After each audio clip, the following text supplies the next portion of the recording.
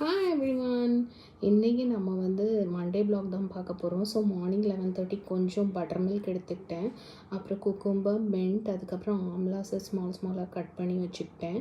அப்புறம் பிளெண்டரை எடுத்து அது எல்லாத்தையும் ஆட் பண்ணி அதை மோர் கூட சேர்ந்து மிக்ஸ் பண்ணி ஜூஸ் மாதிரி அடிச்சுக்கிட்டேன்.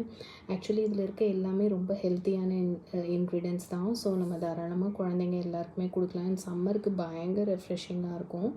ஸோ பிளெண்டரில் போட்டு நல்லா மிக்ஸ் பண்ண அப்புறம் ஃபுல்லாக ஃபில்டர் பண்ணி எடுத்துக்கிட்டேன்.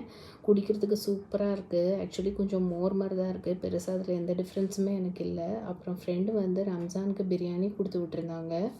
மட்டன் பிரியாணி கொடுத்துருந்தாங்க. செம்ம டேஸ்ட்டாக இருந்துச்சு. ஸோ 2 o'clock போல் ஆயிடுச்சு சாப்பிட்றதுக்கு. ஸோ 2 PM என்னோடய லஞ்சை முடிச்சுட்டு அப்புறம் கொஞ்சம் ரிலாக்ஸ் ஆனேன். ஒரு 1 hour படுத்தேன். அப்புறம் என்ன பண்ணேன், எனக்கு நாளைக்கு ஆக்சுவலி ஒரு சின்ன ஷூட் இருக்குது. ஸோ அதுக்காண்டி ஃபேஷியல் பண்ணணும். சாஃப்ரான் ஃபேஷியல் பண்ணுறதுக்கு எங்கள் வீட்டுக்கிட்ட உள்ள அந்த பார்லருக்கு போயிருந்தேன். 4 o'clock ஆச்சு. 4 o'clock கரெக்டாக போயிருந்தேன்.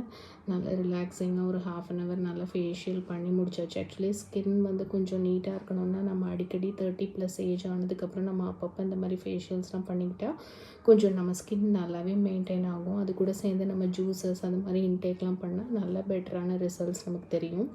ரொம்ப நாள் ஆச்சு பெடிக்யூர் பண்ணி. ஸோ பெடிக்யூருமே சேர்ந்து நான் பண்ணிட்டேன். ஸோ நமக்கு அந்த கிராக்ஸு இதெல்லாம் என்ன தான் இருந்தாலும் நம்ம பார்லரில் போய் பண்ணுற மாதிரி நம்மளால் வீட்டில் அவ்வளோ நீட்டாக பண்ணிக்க முடியாது. ஸோ பெடிக்யூர் அண்ட் ஃபேஷியல் ரெண்டுமே ஆக்சுவலி நான் பண்ணேன். கால் பயங்கர க்ளீன் ஆயிடுச்சு. எனக்கே நம்ப முடியல என் காலான்னு. அப்புறம் வந்து நைட்டு டின்னர் பண்ண ஆரம்பித்தாச்சு. குக்கும்பர் தோசை பண்ணலான்னு ட்ரை பண்ணேன்.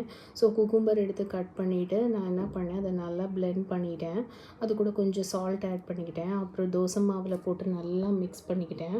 மிக்ஸ் பண்ண அப்புறம் அதை வந்து தோசை மாதிரி போட்டு தீக்ஷாக்கு ஆக்சுவலி போட்டிருந்தேன்.